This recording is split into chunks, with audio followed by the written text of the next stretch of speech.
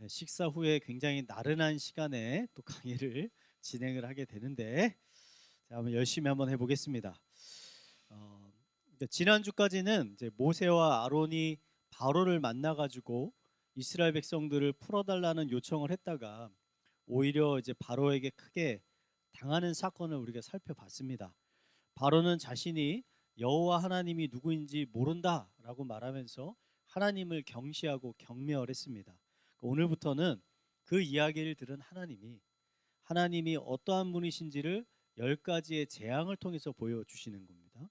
그러니까 학자들은 하나님께서 지금 일으키시는 10가지 재앙이 당시 애굽 사람들이 숭배하고 있던 우상들과 깊은 연관성이 있다라고 봅니다. 여러분, 제가 이제 오늘부터는 좀 사진과 그림을 좀 준비해 왔습니다.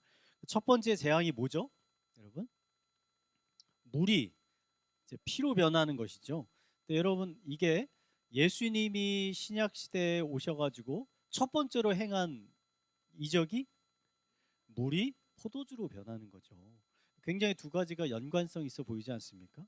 그래서 어떤 신학자들은 이것이 우연이 아니라 예수님께서 영적인 출애굽, 우리가 죽음 가운데 있었던 우리를 영적인 출애굽을 하기 위해서 오신 분이다.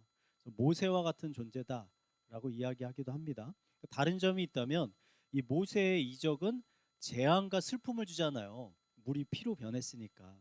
근데 예수님의 이적은 기쁨을 주는 거죠. 물을 포도주로 변하게 했으니까. 이런 것들의 차이점이 있다. 근데 이번에 굉장히 놀라운 게 있습니다. 그러니까 요술사들도 이 이적을 따라 했다는 겁니다. 그래서 물을 피로 만들었다. 두 번째 이적은 이제 개구리죠. 그래서 나일강에서부터 수많은 개구리들이 막 올라오게 만드는데 이게 집뿐 아니라 왕궁까지도 들어와서 이 사람들에게 어마어마한 스트레스를 주는 겁니다.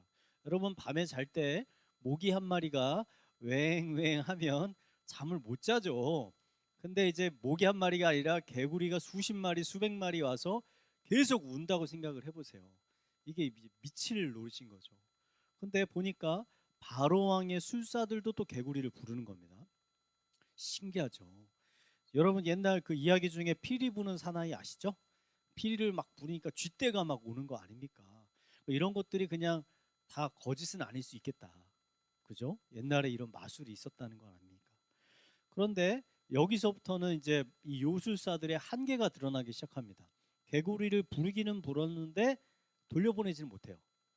그래가지고 개구리들이 더 많아졌어요. 이게 더 이제 힘이 드는 거잖아요. 여기서부터 뭘 보여주느냐?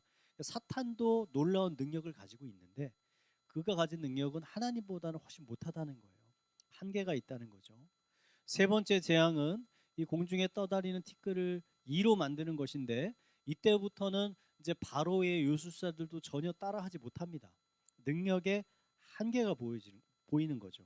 그래서 이 요술사들이 이렇게 고백해요. 모세와 아론이 지금 일으키고 있는 이적은 요술이 아니다.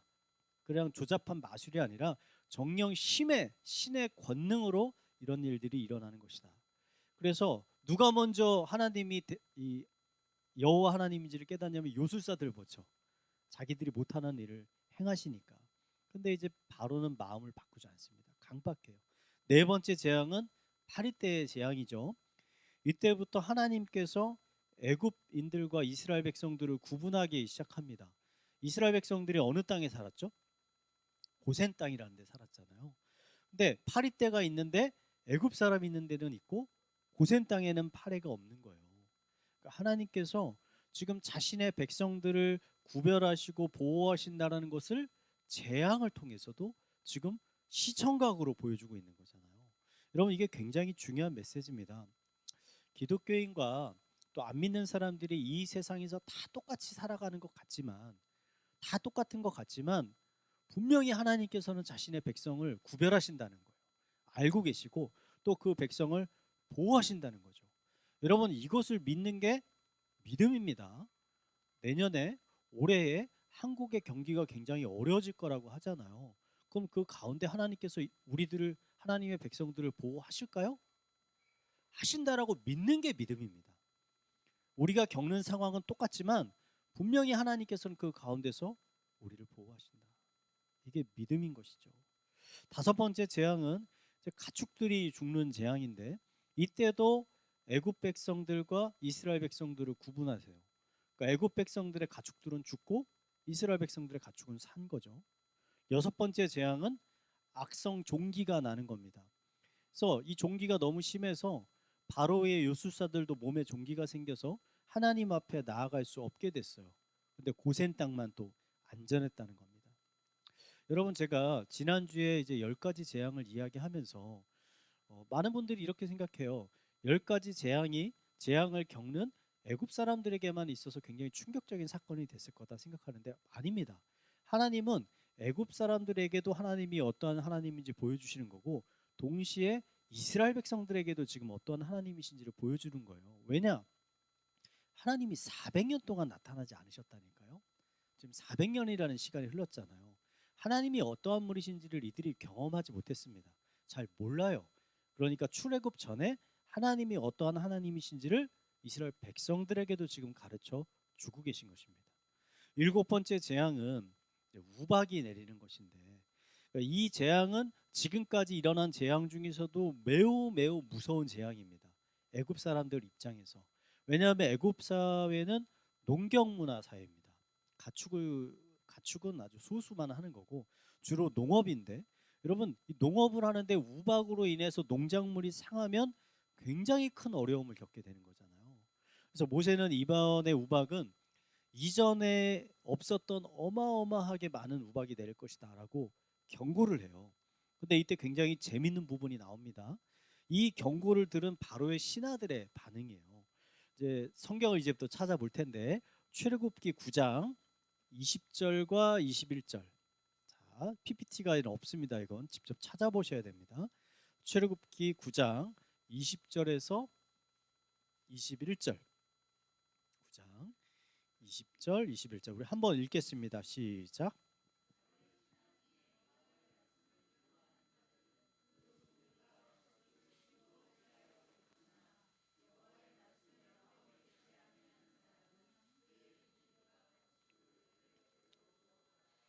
자, 이 사람들은 이제 이스라엘 사람들 말고 애굽 사람들 중에서도 이 말을 듣고 두 부류로 나누는 거예요. 한쪽은 하나님을 두려워하는 사람, 그래서 가축을 집 앞에 들여놓는 사람, 아니면 이걸 무시하는 사람, 둘로 나뉘는 거죠. 이거 봤을 때 애굽 사람들 속에서도 하나님을 경외하는 사람들이 조금씩 지금 생겨나고 있다라는 것을 우리 발견할 수 있는 거죠. 그래서 모세가 하늘로 손을 들자 이제 어마어마한 우박들이 떨어지기 시작하는데, 말씀을 보니까 우박만 떨어진 게 아니라 불이 같이 떨어졌대요. 불과 우박이 같이 떨어지는 거예요. 얼음과 불이. 그래서 막 얼음에 맞아서 죽기도 하고 불에 타서 죽기도 하고 뭐 난리가 난 겁니다. 애굽이. 상황이 다급해지니까 바로가 모세를 불러서 간곡히 간구합니다. 9장 27절 28절인데 우리 한번 읽겠습니다. 시작.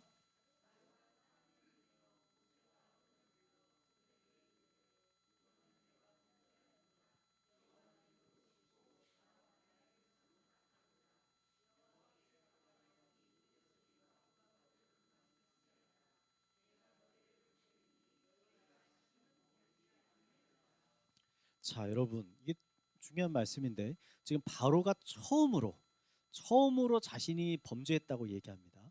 그 전까지는 뻣뻣해서 이런 얘기를 하지 않았어요. 처음으로 자기가 잘못했다고 이야기하잖아요. 전혀 다른 저자세로 지금 나오는 거 아닙니까? 그러니까 바로가 조금씩 변하고 있는 것일까라고 우리가 생각이 들죠.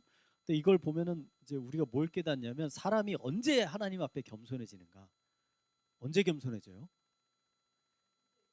이 힘든데 먹고 사는데 지금 아주 힘이 들 때, 왜냐면 농경 사회인데 지금 농사가 다 망하게 생겼잖아요. 뭐 개구리 때문에 잠을 못 잘 수도 있고 종기가 생겨서 좀 힘들 수는 있지만 죽지는 않잖아요. 근데 먹고 사는데 문제가 생기니까 드디어 이제 마음이 겸손한 거예요. 그래서 자기가 잘못했다, 한번 봐달라, 이렇게 이야기를 하는 거죠. 그래, 어떻게 모세가 반응합니까? 29절 30절입니다. 함께 읽겠습니다. 시작.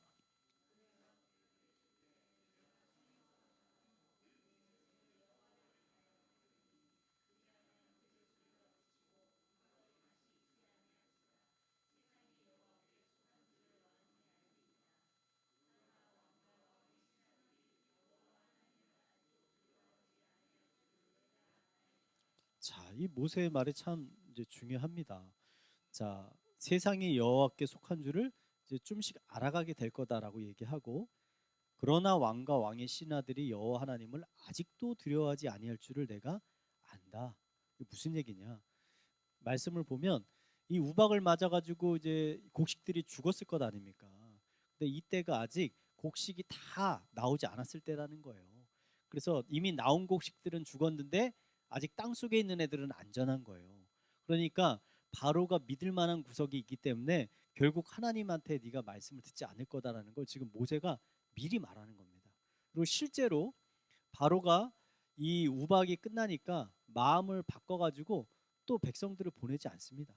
그 이유가 딱 그거예요. 아직 믿을 만한 구석이 있는 거예요.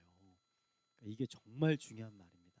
사람이 믿을 만한 구석이 있으면 온전히 하나님 앞에는 넘어지지 않는다는 거예요. 그래서 진짜 사람들이 대부분 어느 때 거의 다 이제 어디까지 가서 넘어지느냐? 자신의 생명의 위협을 느낄 때, 그러니까 중한 병이 들어서 더 이상 자기가 가진 재물과 지식과 뭐로도 그것을 극복할 수 없을 때 비로소 자신의 연약함을 하나님 앞에 고백하고 넘어지게 되는 거죠. 이렇다는 겁니다. 실제로 우박이 그치니까 바로 하여튼 바로는 마음을 바꿔서 백성을 안 보내겠다 그래요. 그러니까 여덟 번째 재앙을 주시면서 하나님께서는 이렇게 말합니다. 10장 2절 한번 읽겠습니다. 시작.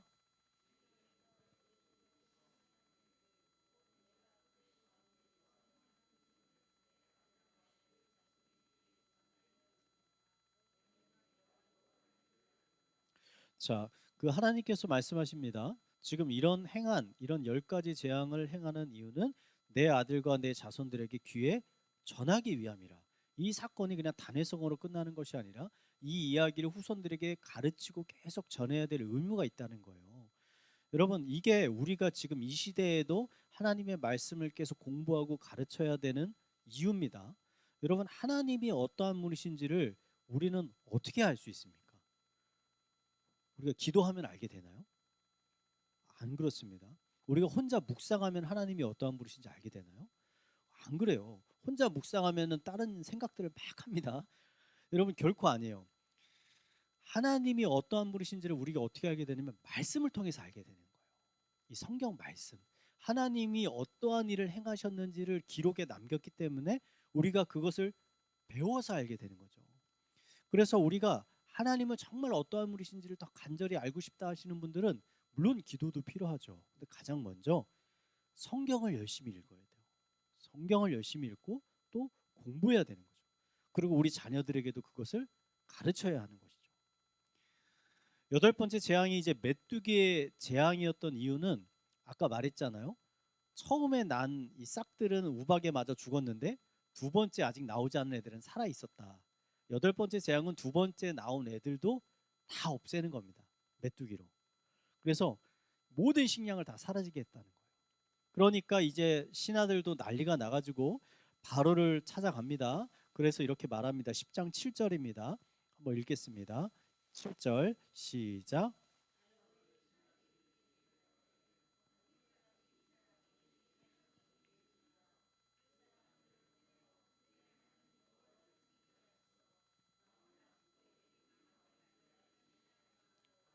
자, 이제 바로의 신하들은 지금 얼마나 일이 심각한 상태에 이르렀는지를 다 알고 있습니다.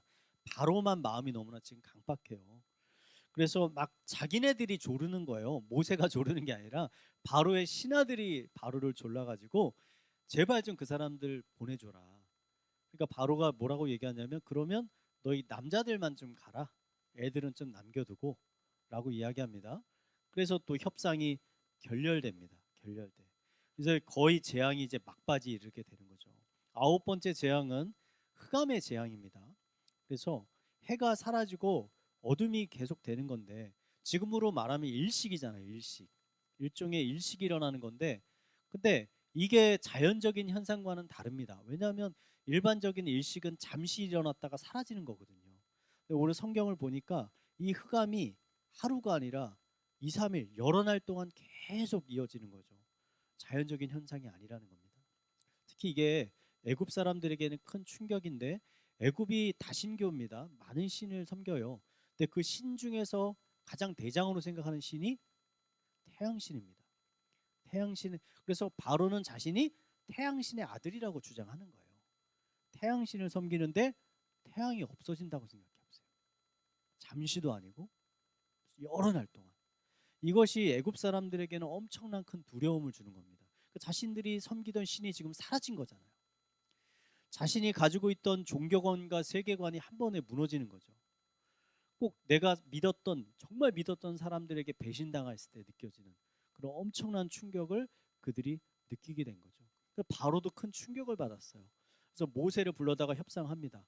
그래? 그럼 너도 가고 내 부인과 애들도 다 데리고 가라. 대신 가축들만은 데리고 가지 마라. 그들이 주로 하는 일이 가축을 키우는 일이라 양이 많았던 거죠. 또 협상이 결렬됩니다. 그러고서는 바로가 말합니다. 다시 내 얼굴을 보는 날에는 너를 반드시 죽이겠다. 협박을 하고서 나가게 돼요. 자, 지금까지 9가지 재앙을 빠르게 한번 우리가 살펴봤는데 이 재앙을 통해서 뭐 질병도 있었고 먹는 것, 재산, 종교들, 애굽인들이 지금까지 귀중하게 여기는 모든 다양한 것들, 인간들이 의지하고 있는 다양한 것들을 하나님께서 하나하나 지금 다 치신 겁니다.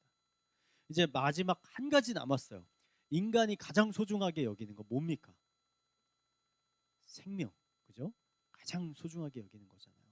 마지막 재앙 10번째가 오는데 하나님은 모세를 불러서 마지막 재앙 이야기를 하시면서 이 재앙이 오면 이제 비로소 바로가 너희들을 보내줄 거라고 말씀하십니다. 근데 이 마지막 재앙은 우리 구원에 있어서 굉장히 중요한 메시지를 담고 있기 때문에 우리가 주의 깊게 살펴볼 필요가 있습니다. 마지막 재앙이 이제 죽음의 재앙이잖아요. 애굽에 있는 사람이든 가축이든 첫 번째 낳은 장자를 하나님께서 다 죽이시겠다는 거잖아요.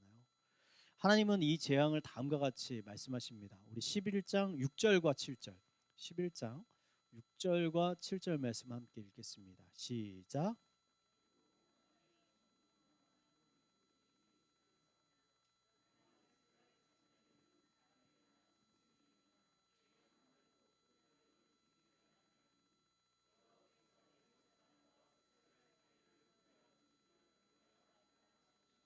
자, 애굽에는 큰 슬픔이 있겠지만 이스라엘에는 개 한 마리도 죽지 않을 것이다.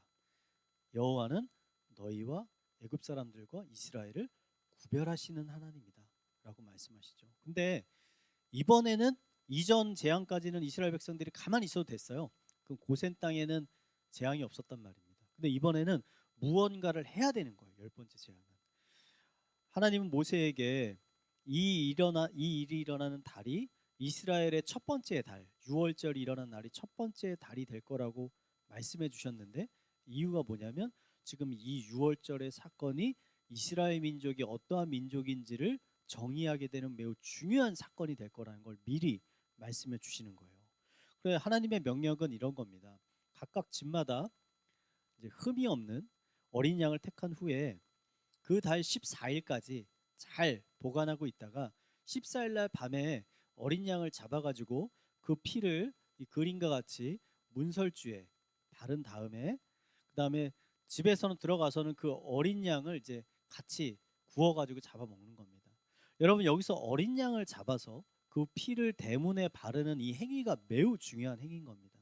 그러니까 이것이 신약 시대에 넘어와서 뭐로 됩니까? 예수 그리스도의 십자가의 피로 인해서 우리가 구원을 받게 된다는 거잖아요. 그러니까 그날 밤 죽음의 천사가 내려왔다가 대문에 있는 피를 보고서 넘어간다는 거잖아요. 그래서 그게 패스오버해서 6월절이 되는 거잖아요. 그러니까 우리들도 똑같습니다. 예수 그리스도의 피가 우리 위에 흥건히 덮는 겁니다. 그래서 하나님의 심판이 왔다가 그 피를 보고서 우리를 넘어간다는 거죠. 그게 신약의 구원의 개념과 똑같다는 겁니다. 그래서 우리에게 구원을 받을 만한 의로움이 안에 있어가지고 우리가 살아남게 되는 것이 아니라 아무런 죄 없는 어린 양의 피가 우리를 덮고 있기 때문에 우리가 구원을 받게 된다. 이 개념이 이때부터 쭉 이어지는 거잖아요. 그래서 이후에 수많은 선지자들이 예수님을 바라보면서 예수님에 대해서 예언할 때 뭐라고 예언하죠? 보라, 저 세상 짐을 지고 가는 어린 양을 보라라고 하는 거잖아요. 이게 벌써 이때부터 그 개념이 시작이 됐다는 거죠. 네, 어린 양의 피가 이스라엘 백성들의 목숨을 구했지만 이스라엘 쪽에서도 할 일이 있었다는 거예요. 그게 뭐냐면 하나님의 명령에 따라서 어린 양을 잡아서 그 피를 대문에 바르는 거. 이거는 이스라엘 백성들이 해야 되는 거예요. 이걸 하지 않으면 죽게 되는 거죠. 이게 신약 시대로 넘어오면 믿음의 고백이 되는 겁니다. 믿음의 고백. 그냥 우리가 가만히 있으면 예수 그리스도의 피가 자동적으로 우리에게 적용이 되는 것이 아니라 우리가 믿음의 고백을 해야 된다는 거죠. 아, 예수님이 나의 죄를 위해서 십자가에서 죽으셨다는 우리의 믿음이 고백이 될 때 그 피가 우리에게 발라진다는 거죠. 이게 신약 시대로 이렇게 된다는 거죠. 그래서 이 날이요, 이스라엘의 여러 절기 중에서 가장 중요한 절기가 되는 겁니다. 유월절이라는 절기가 되는 거죠. 자, 자신의 장자가 죽은 것을 안 바로는요, 모세와 아론을 불러서 당장 백성들을 데리고 애굽을 떠나가라라고 명령합니다. 그래서 바로만 이렇게 한 게 아니라 지금 집집마다 장자가 다 죽었잖아요. 애굽 사람들도 이걸로 인해서 슬프고 동시에 굉장히 큰 두려움을 느낍니다. 왜냐하면 지금은 장자가 죽었는데 내일이면 또 다른 자식이 죽을 수도 있잖아요. 그러니까 이스라엘 백성과 함께 있는 것에 대한 굉장한 두려움을 느끼는 거예요. 그래서 이스라엘 백성과 하나님이 빨리 자기를 떠나기를 지금 원하는 거죠. 그래서 백성들을 막 나가라고 종용을 하는 거예요. 근데 종용을 하면서 그냥 나가라고 하면 잘 안 나갈 수도 있죠. 우리도 세입자가 잘 안 나가려고 그러면은 집주인이 어떻게 합니까? 내가 이사비도 좀 도와주고 잘 나가라고. 이거 똑같은 겁니다. 이스라엘 백성 나가는데 그냥 보내는 게 아니라 잘 가라고 온갖 폐물을 주는 거예요. 금은 폐물을 막 줘요.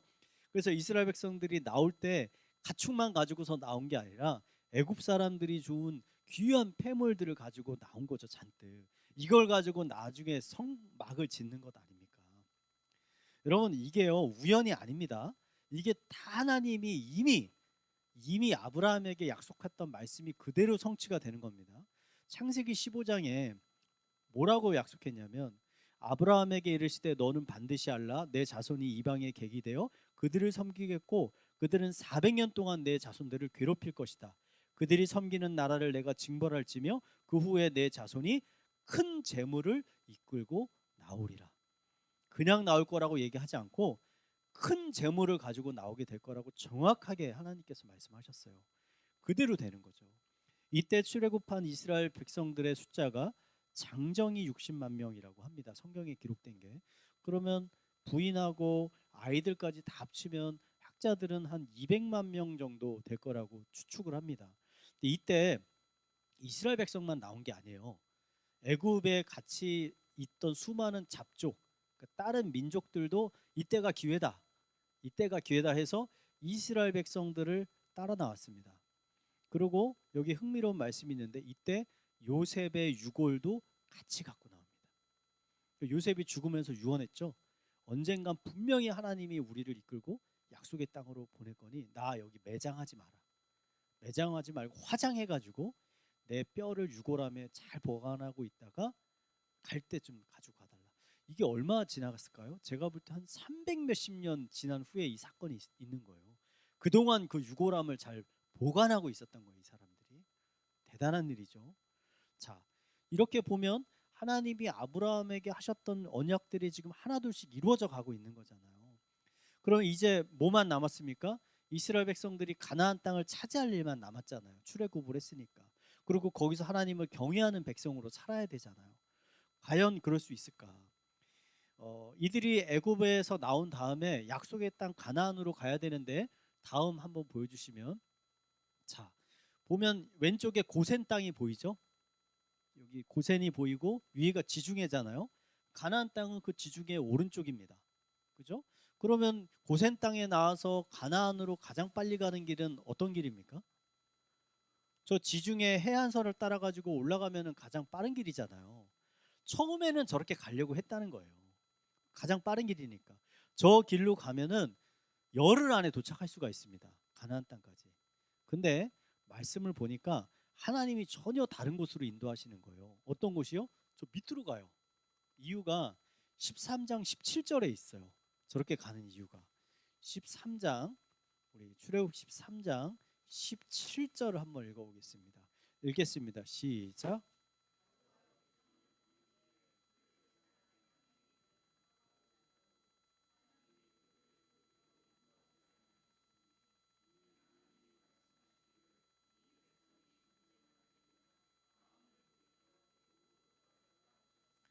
자, 저 해변도로가 굉장히 가까운 좋은 길이긴 한데 저 해변도로를 지금 누가 차지하고 있냐면 블레셋 사람들이 차지하고 있어요.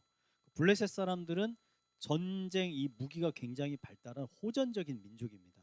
그래서 하나님이 이스라엘 사람들이 그들을 만나서 전쟁을 하게 되면 그들을 마음 가운데 두려움이 생길까 봐 전쟁하는 쪽 말고 전쟁하지 않는 쪽으로 백성들을 인도하셨다는 거예요. 여러분 이 말씀이 굉장히 중요한데요. 하나님은 우리들 각자의 믿음의 성숙과 환경에 따라서 우리의 삶을 다양하게 인도하신다는 겁니다. 우리가 신앙생활을 하면서 조심해야 될 것이 하나 있는데 그 뭐냐면 모든 신앙의 방법을 한 가지로만 생각하는 게 위험한 거예요. 그러니까 이런 건 누가 이런 위험성이 많이 있냐면 어, 권사님들, 장로님들, 심지어 목사. 그래서 어떤 신앙생활을 어느 정도 오래 한 사람들이 누군가 이제 신앙의 상담을 하러 오면 자신이 경험한 것을만을 기준으로 인해서 얘기를 하는 거예요. 꼭 이렇게 해야만 한다고. 이렇게 하는 것이 옳은 길이라고만 얘기하는 거예요. 여러분 꼭 그렇지 않습니다. 왜냐하면 우리가 아브라함, 이삭, 야곱, 요셉 먼저 봤잖아요. 하나님이 이 네 사람을 다루는 방법이 다 달라요. 명령하신 것도 다 달라요. 하나님은 우리 각자의 상황에 따라서 각자에게 맞는 부르심을 줄 수 있다는 거예요. 다 다르게 창조하셨기 때문에. 우리가 똑같이 자녀가 있더라도 다 다르지 않습니까? 교육 방법도 다를 수밖에 없어요. 그러니까 우리는 하나님께서는 우리 각자를 향한 다양한 부르심이 있겠구나. 나뿐만 아니라 다른 사람들. 그래서 이것들을 함부로 내 경험을 가지고 다 적용하려면 안 된다. 그 잣대를 가지고 다 그렇게 해서는 안 된다라는 것도 보여주는 거죠. 오래된 영화지만 쉽게 너무 오래된 영화죠. 10개보다는 이집트 왕자가 더 나을 것 같아요. 그것도 지금 벌써 오래됐어요. 20 몇 년 됐으니까. 이집트 왕자를 보면은 이제 이 홍해가 갈라지는 사건이 아주 극적으로 잘 표현되어 있지 않습니까? 하나님께서는 보시면 이스라엘 백성들을 홍해 바다 쪽으로 인도하시는데 여기에는 이제 2D니까 이 장면이 어떤 상황인지 잘 이해가 안 가겠지만 제가 조금 더 설명해 드릴게요. 앞에 홍해 바다가 있어요. 양쪽에는 큰 산이 있습니다. 그리고 그 가운데 길이 있는 거예요. 계곡길이. 이스라엘 백성들이 그 계곡길로 들어간 거예요. 그러니까 좌우로 피하지 못합니다. 뒤에는 애굽의 군대가 따라오는 거예요. 그러니까 도망갈 구멍이 없어요. 이스라엘 백성들이. 하나님께서 딱 이쪽으로 이스라엘 백성들을 인도하셨다는 거죠. 그래서 이 군대가 딱 추적해 왔을 때 얼마 지나지 않아서 이스라엘 백성들이 다 이제 따라잡혔죠. 그러자 그들 가운데 막 불평과 불만이 막 일어납니다. 여러분 우리가 믿음을 통해서 의인이 됐다고 하지만 여러분 갓 하나님을 믿은 우리들은요 사실은 그 상태가 이스라엘 백성들의 상태와 크게 다르지 않아요. 믿음 가지고 살아간다고 이야기하는데 뭔가 어려움이 닥치고 고난이 오면 하나님께 불만과 불평을 터뜨리고 이전의 생활로 돌아가려고 회개하려고 하는 태도가 많습니다. 기독교인이 되었다고 해서 갑자기 완성된 것이 아니라 이제 시작한다는 거죠. 이스라엘 백성들처럼. 그래서 뭐라고 이제 투덜투덜 거리냐? 14장 11절 12절입니다.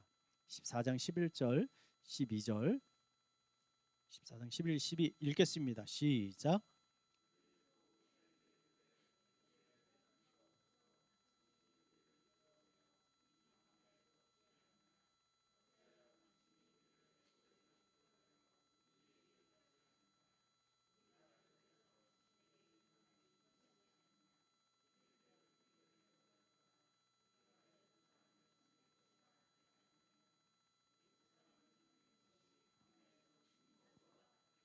자, 얼마나 믿음 없는 말입니까? 지금 10가지 이적을 보여주시고 하나님께서 이들을 구원하셨는데 이들의 믿음이라는 것은, 이들의 반응이라는 것은 참 형편없죠. 이후의 사건들에 대해서 여러분 잘 아시죠. 모세가 지팡이를 들자 홍해가 갈라지고 백성들은 그 마른 땅을 지나갔습니다. 백성을 따라오던 바로의 군대는 바닷물로 인해서 모두 다 수장되고 죽게 됐습니다. 여러분, 이 놀랍고도 끔찍한 이야기의 결론이 뭐냐? 14장 31절이에요. 14장 31절을 우리 함께 읽겠습니다. 시작.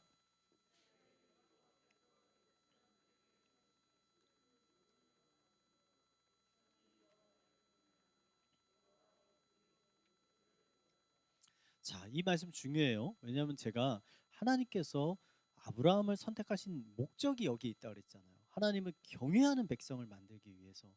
그래서 처음에는 아브라함, 이삭, 야곱, 야곱의 가족들 했다가 지금은 한 민족이 지금 하나님을 경외한다라고 지금 고백을 하는 거잖아요.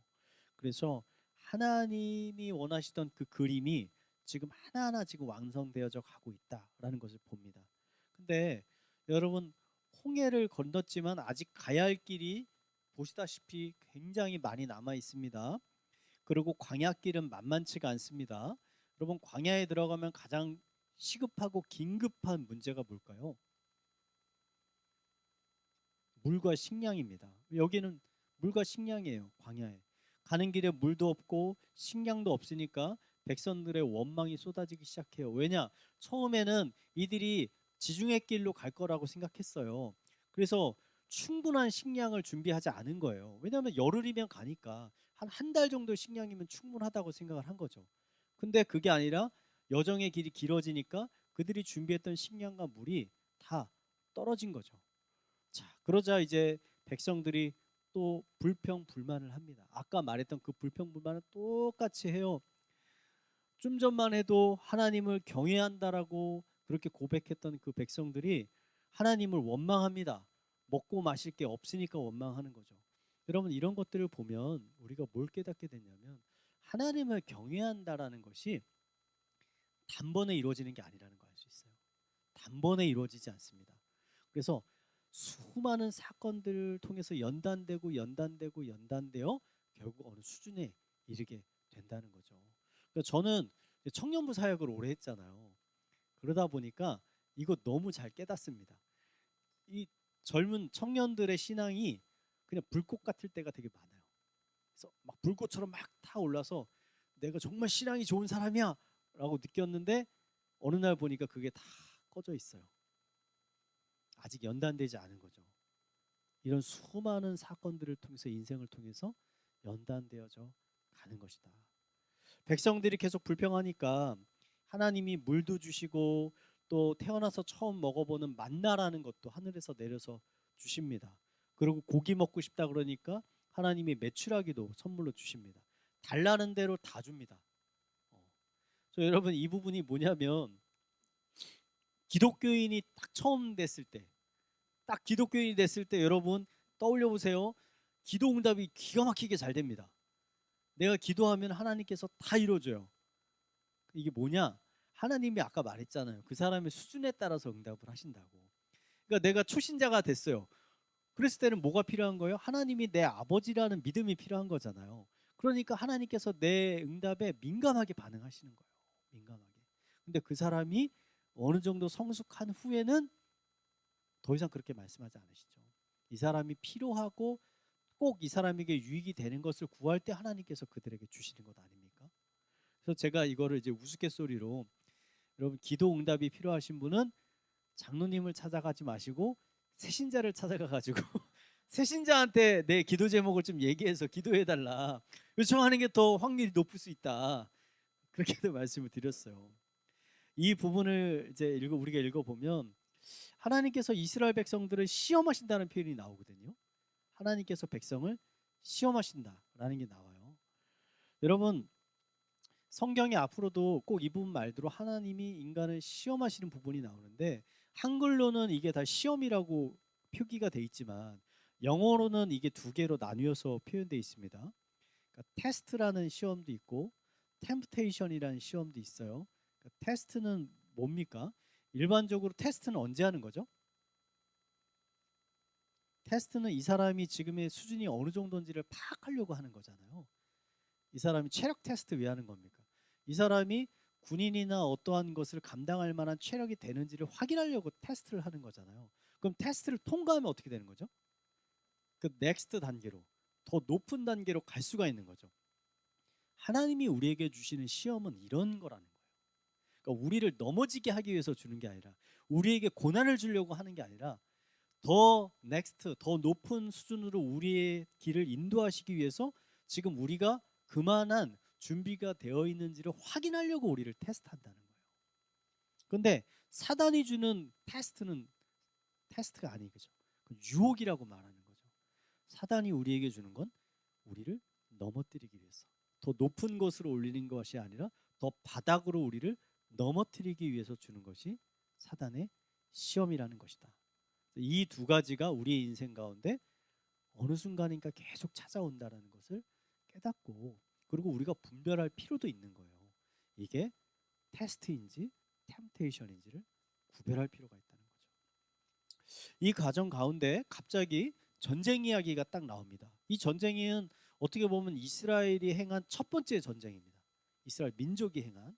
그래서 아말렉과의 전쟁이 나오는데, 아말렉은 어떠한 민족이냐? 일종의 사막에 거주하면서 지나가는 상인들이나 어떤 민족들을 공격해가지고 그들의 것들을 수탈하는, 강도와 같은 일을 하는 민족이 바로 아말렉 민족이에요.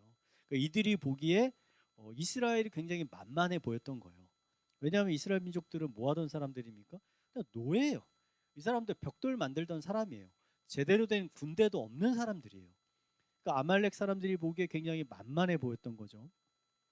여러분, 여기서 이제 여러분이 잘 아시는 여호수아는 이제 젊은 사람들을 이끌고 가서 아말렉 사람들하고 싸우고, 그 다음에 모세는 뭘 합니까?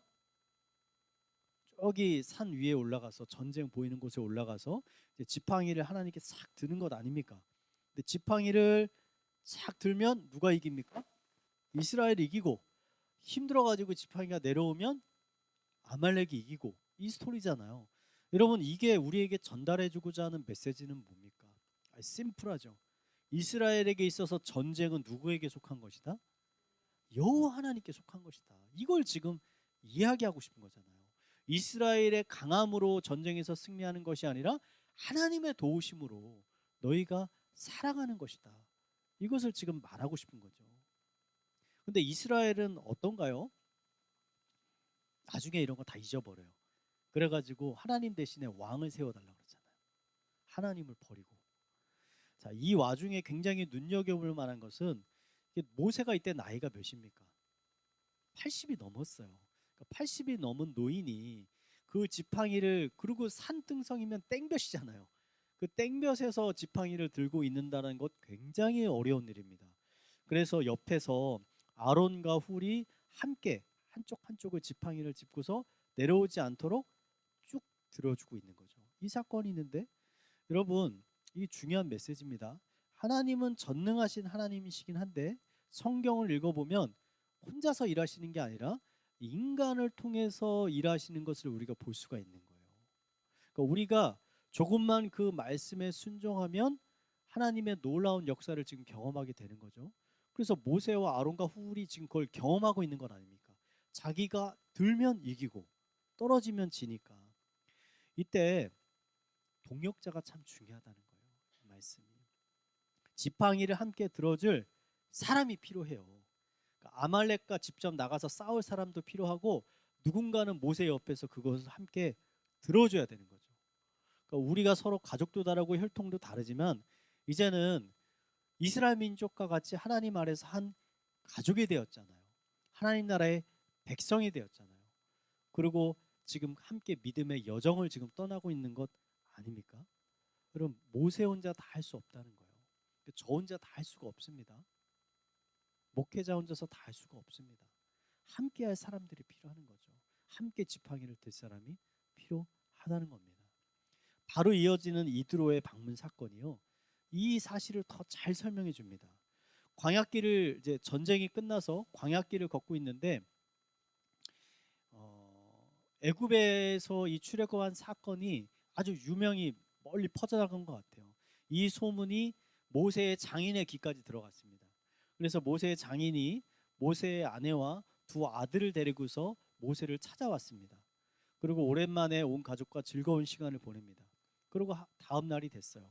다음 날 아침 일찍 모세가 일어나서 뭘 하냐면 이렇게 높은 의자 같은 데 딱 앉아 있으면 수많은 사람들이 일자로 줄을 쭉 서 있는 거예요. 뭘 하냐? 재판을 하는 거죠. 재판할 일이 있으면 사람들이 모세에게 갖고 와가지고 재판을 하는데 지금 이드로가 보니까 하루 종일 합니다. 하루 종일. 왜냐하면 숫자가 200만이라 그랬잖아요. 얼마나 많은 재판 일들이 있겠어요. 하루 종일 기다려도 순번이 오지 않는 거죠. 그래서 이드로가 모세에게 권면하죠. 당신 너 혼자서 일하다가는 너도 피곤해서 쓰러지고 재판 기다리던 백성들도 지쳐서 쓰러진다. 그러니까 함께 일할 사람들을 세워라. 천부장, 백부장, 50부장을 세워서 그 사람들로 하여금 자그만 판결할 일이 있으면 그 사람들로 하게 하고 그들이 해결하지 못하는 중요한 판결만 내게 가져와서 내게 하게 하라. 그리고 모세가 이 얘기를 듣고 하나님께 기도하거든요. 정말 이렇게 해도 됩니까? 하나님이 그렇게 하래요. 그렇게 하라고 말씀하셨어요. 하나님 보시기에도 그게 지혜롭다는 거죠. 여러분, 교회 공동체를 하나님께서는 특정한 어떤 한 사람을 통해서만 일하시는 게 아니라 교회 공동체 전체를 위해서 전체를 통해서 일을 이루어 나가신다는 거죠. 언제가 제가 한번 여러분들과 모여서 함께 이제 이야기를 하고 싶은 부분인데 저희가 아직 이제 교회를 개척한 지 얼마 되지 않아서 조직이 없잖아요. 아직 조직이 없는데 제가 생각하는 구상은 있습니다. 지금 저희 교회는 장로님도 안 계시고 권사님도 안 계시잖아요. 그래서 한동안은 저희 교회를 운영위원회 체제로 이끌어 가려고 그래요. 조직을. 근데 그 운영위원회 멤버는 어떻게 하려고 그러냐면 각 세대별로 대표들을 좀 제가 세우려고 그래요. 그래야 각 세대의 필요성과 그런 것들을 좀 잘 전달을 할 수 있을 것 같다. 그래서 20대에서도 세울 수도 있고 30대에서도 세울 수 있고 40대, 50대, 60대에서 그래서 여러 세대에서 사람들을 세워서 그 각 세대의 의견들과 니즈를 좀 들어서 교회를 좀 운영하고 세워가려고 합니다. 그래서 혹시 제가 이런 요청을 드릴 때 열린 마음을 가지고 하나님의 교회를 몸된 교회를 잘 세워가겠다라는 말로 순종해 주셨으면 좋겠다. 거부하지 말고 순종해 주셨으면 좋겠다라는 바람으로 이 말씀을 드립니다. 그리고 실제로 모세가 그 말씀에 순종하자 이스라엘 백성들 가운데 일종의 어떤 조직이 생기고 규율이 생깁니다. 그래서 혼란스러웠던 많은 것들이 정리가 돼요. 그래서 교회라는 것은 그냥 아무런 규칙 없이 막 되는 것들이 아니라 하나님께서 또 기뻐하시는 방식들이 있다. 우리가 그것들을 또 깨닫고 또 그것에 순종하면서 교회를 세워가야 한다라는 것으로 오늘의 말씀이 어느 정도 정리가 됩니다. 오늘까지 해서 출애굽기 두 번째 시간이었고 다음 주는 이제 출애굽기 한 번 더 강의하고 마치려고 합니다. 자, 오늘 강의는 여기까지 합니다. 우리 큰 박수로 강의를 마치도록 하겠습니다. 감사합니다.